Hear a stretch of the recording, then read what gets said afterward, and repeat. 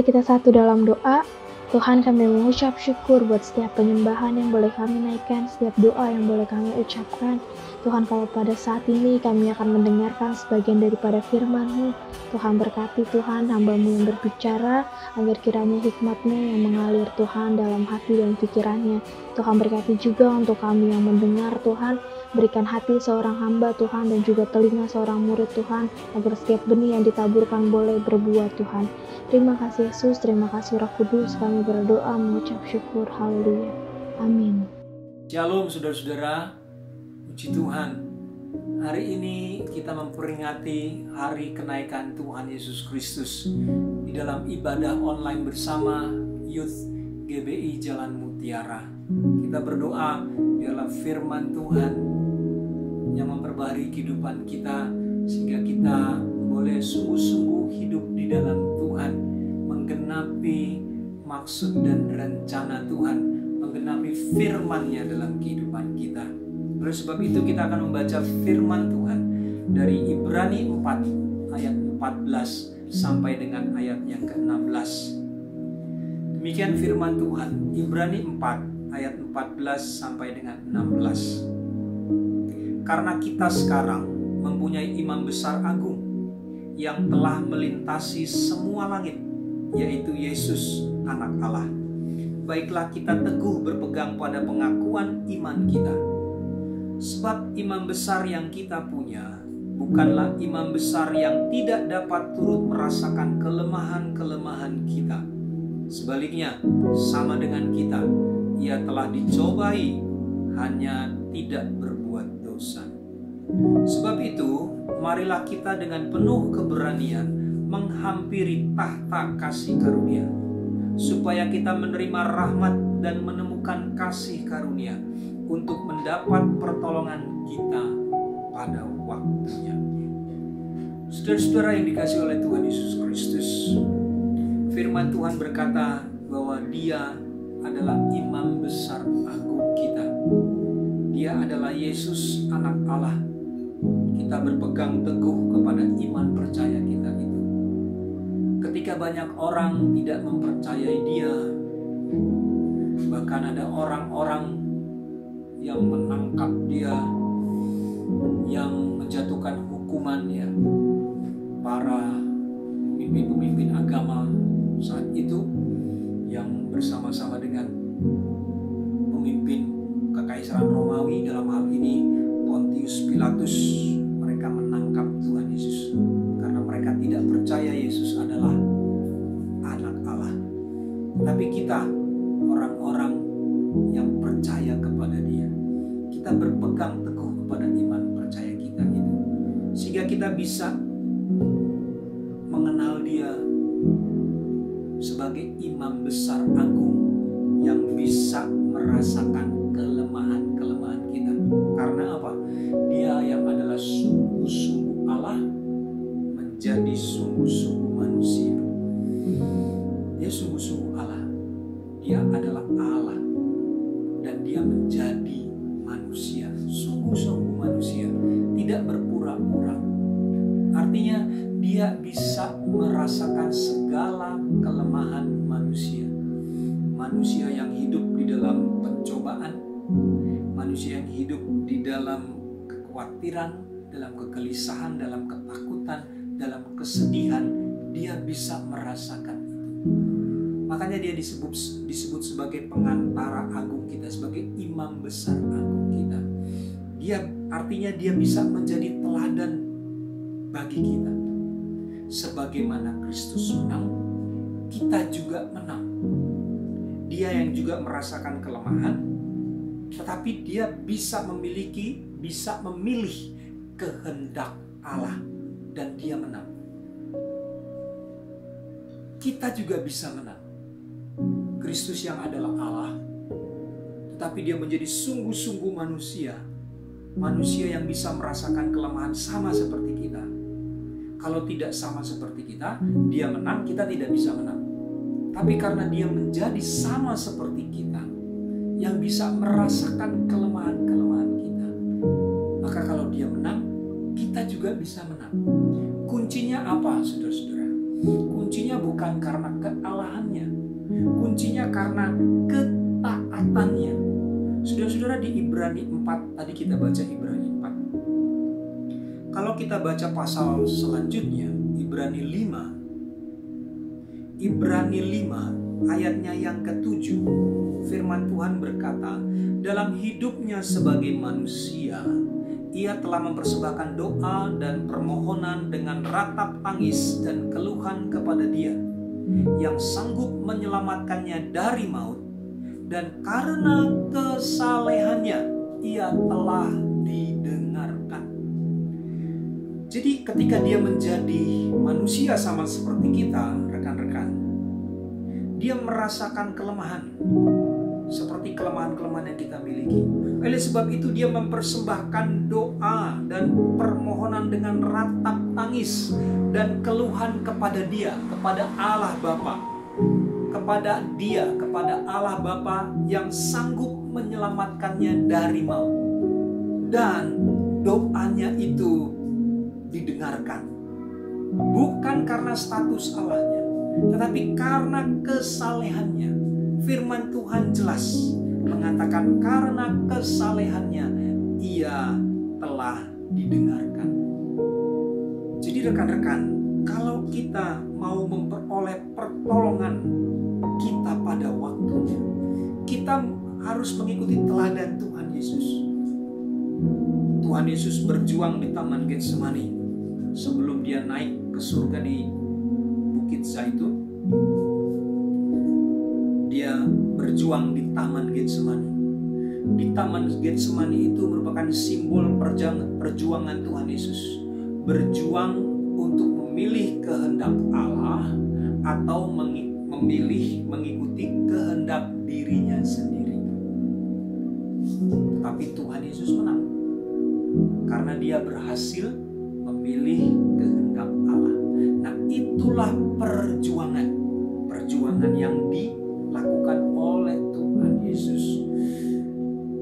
Kita juga bisa menang seperti Tuhan Yesus menang.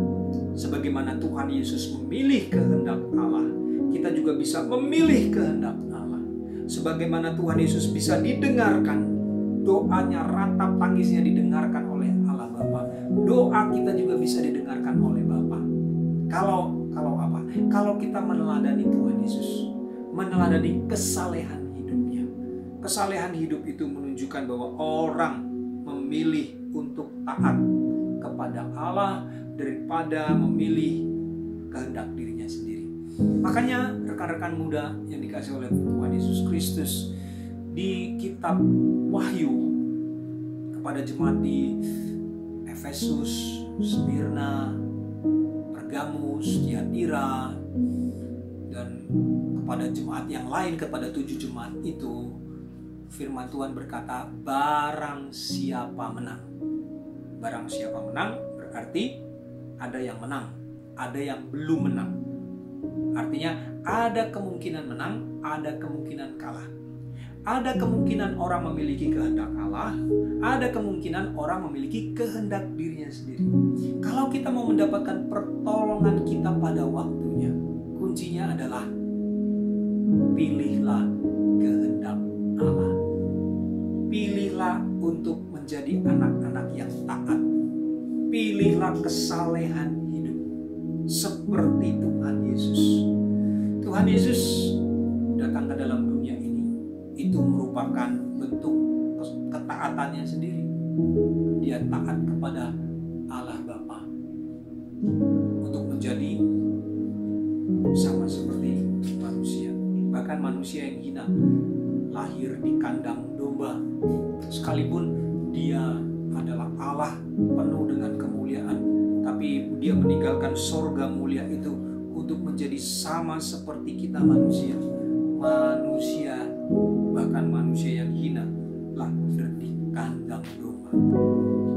Jadi rekan-rekan muda, perjuangan Tuhan Yesus, kemenangan Tuhan Yesus diawali perjuangan di Taman Getsemani. Tuhan Yesus tidak akan naik dari Bukit Zaitun kalau dia tidak dibangkitkan. Dan Tuhan Yesus tidak akan dibangkitkan kalau dia tidak menang di Taman Getsemani itu. Menang dalam pergumulan untuk memilih kehendak Allah atau kehendak dirinya sendiri. Jadi saudara-saudara, orang yang menang adalah orang-orang yang berjuang. Sudahkah kita berjuang? Berjuang untuk apa? Berjuang untuk memilih kehendak Allah atau kehendak diri kita sendiri. Ketika kita memilih kehendak Allah, artinya kita mengakhiri cara hidup duniawi, cara hidup yang mengikuti keinginan diri kita sendiri, cara hidup yang mengikuti keinginan daging ini. Kita memulai hidup baru di dalam Kristus, hidup di dalam ketaatan kepada kehendak Allah. Saudara-saudara, 1 Petrus 1 ayat 16 mengatakan, kuduslah kamu sebab aku kudus. Kudus di sini artinya dipisahkan dari kata kados di Perjanjian Lama dan kata hagiasmos atau hagios di Perjanjian Baru. Keduanya menunjukkan dipisahkan. Kudus itu artinya dipisahkan. Ya. Jadi kata kudus di Alkitab itu artinya dipisahkan, bukan suci hama, ya suci, ya, tapi maknanya itu dipisahkan. Jadi orang-orang kudus adalah orang-orang yang dipisahkan, dipisahkan dari dunia, dipisahkan dari segala keinginan dunia untuk masuk di dalam kehendak Allah, dipisahkan dari keinginan dunia untuk masuk dalam keinginan-keinginannya Tuhan. Jadi pertolongan kita itu ada di dalam Tuhan. Artinya apa? Pertolongan kita itu ada di dalam ketaatan kita. Sebagaimana Kristus menang, kamu pun menang. Barang siapa menang, kata firman Tuhan. Jadi artinya kalau kita menang, kita tidak akan menang kalau kita tidak berjuang. Jadi saudara-saudara, hidup di dalam iman Kristen itu adalah hidup di dalam ketaatan. Dan ketaatan itu tidak mudah, karena kita selalu dicobai oleh keinginan diri sendiri. Kita mau memilih kehendak Allah atau kehendak diri kita sendiri. Kita mau mengikut Kristus atau kita mau mengikut dunia ini. Makanya Rasul Paulus berkata di kitab Roma, janganlah kamu menjadi serupa dengan dunia ini, tetapi berubahlah oleh pembaharuan budimu, sehingga kamu dapat membedakan manakah kehendak Allah, apa yang baik, yang berkenan kepada Allah, dan yang sempurna. Jadi kita bisa membedakan mana kehendak Allah, mana kehendak diri kita sendiri. Caranya bagaimana? Kalau kita berubah pikiran kita, berubah dari cara hidup duniawi menjadi cara hidup surgawi. Artinya memulai hidup baru di dalam Kristus Yesus. Dimulai setiap hari, ya, diawali setiap hari, saudara-saudara. Setiap bangun pagi kita memilih. Setiap hari, setiap pagi adalah kesempatan bagi kita untuk kita belajar mengenal Tuhan, mengenal firman Tuhan, dan belajar untuk memilih taat kepada firman Tuhan. Tuhan pasti memberikan kita tuntunan, Tuhan pasti memberikan kita firman-Nya. Masalahnya adalah kita mau dengar-dengaran atau tidak. Kita mau menjadi anak-anak yang taat atau tidak. Keselamatan itu atau pertolongan itu, saudara-saudara, seperti yang diterima oleh Nabi Nuh. Pertolongan yang diterima oleh Nabi Nuh itu tepat pada waktunya. Tepat pada waktunya. Ketika banjir besar, ketika hujan lebat tidak henti-hentinya, di mana hujan itu mengakibatkan banjir besar yang menenggelamkan semua rumah, semua manusia saat itu, ya, tenggelam. Tetapi Nabi Nuh mendapat pertolongan tepat pada waktunya. Kapan tepat pada waktunya? Waktunya kapan? Ketika Nuh taat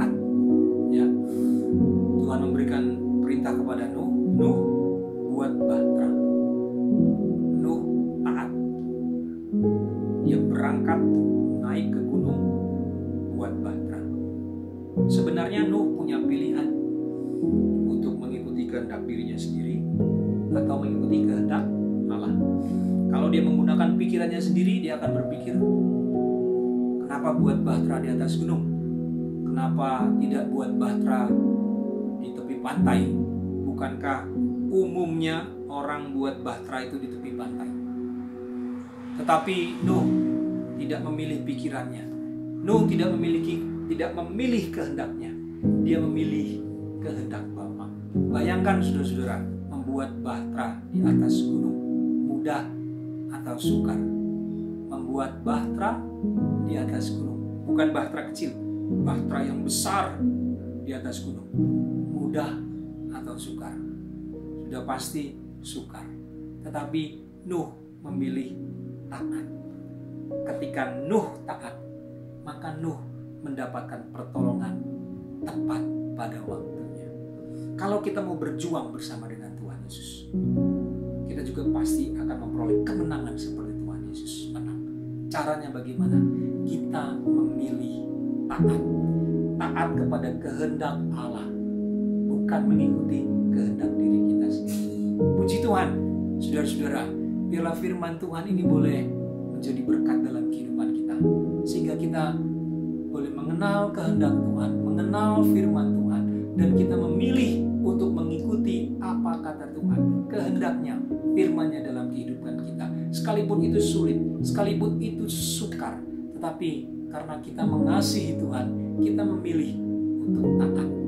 Dengan demikian, kita akan mendapatkan pertolongan tepat pada waktunya. Puji Tuhan, Tuhan Yesus memberkati. Mari kita berdoa buat renungan firman Tuhan saat ini. Kita berdoa. Bapa di surga, kami mengucap syukur untuk firman-Mu bagi kami. Biarlah firman-Mu itu tertanam dalam kehidupan kami, bertumbuh dengan menghasilkan buah, yaitu kami orang-orang yang memilih taat. Taat kepada firman-Mu, taat kepada kehendak-Mu. Kami memilih untuk mengikut Tuhan Yesus Kristus, meninggalkan dunia ini, meninggalkan segala kesenangan dunia ini, dan kami memilih untuk hidup mengikut Tuhan. Terima kasih Bapa di surga, terima kasih. Inilah doa kami, inilah ucapan syukur kami di hadapan-Mu. Di dalam nama Tuhan Yesus Kristus. Amin. Kita telah mendengarkan sedikit firman Tuhan. Sebentar kita akan mengalami pujian sampai akhir hidup.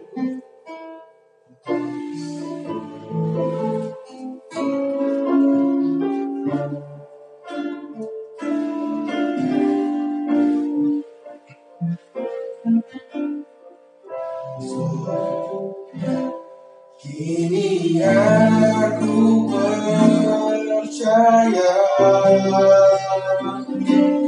tiada yang mustahil bagimu. Kuasa-Mu kuatkanku, dasarku berharap. Kini aku berserah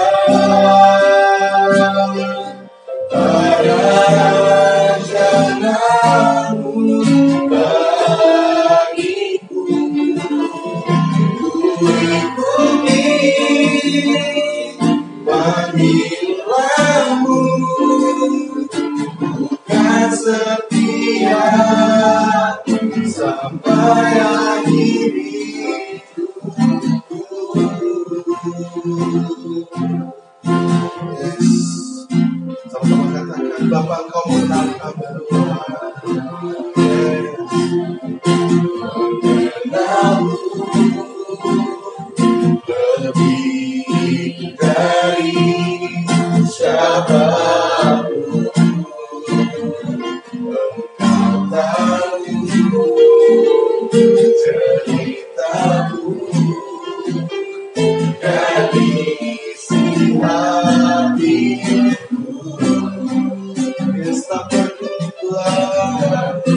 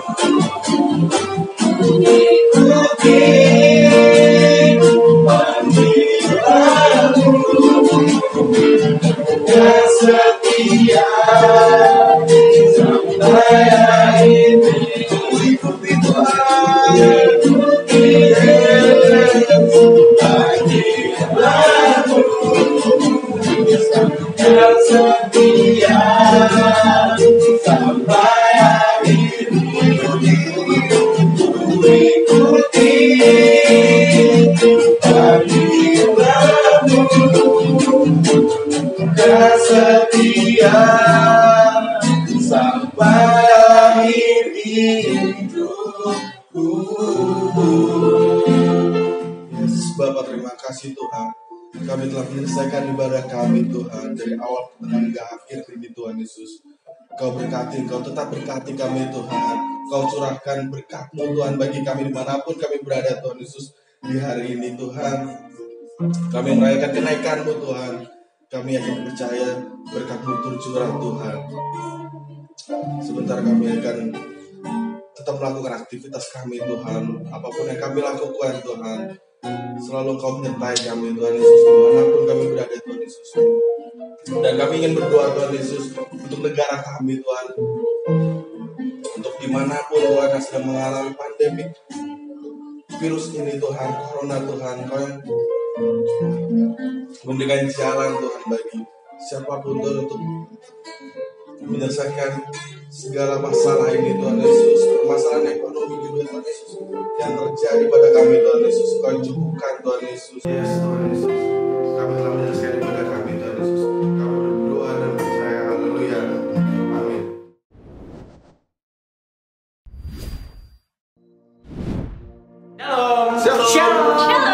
Shalom semuanya. Ada sedikit pengumuman. Yang pertama, untuk persembahan bisa dilakukan dengan dua cara. Yang pertama, tunai bisa langsung dibawakan ke rumah Ibu Pendeta Laura Nayaman. Yang kedua, untuk transfer bisa langsung ke nomor rekening di samping ini atas nama Hendra Gunawan. Dan jangan lupa follow akun sosial media kita. Yang pertama, IG kita yaitu Youth GBI Mutiara. Yang kedua, Facebook kita GBI Jalan Mutiara. Dan ketiga, YouTube kita yaitu GBI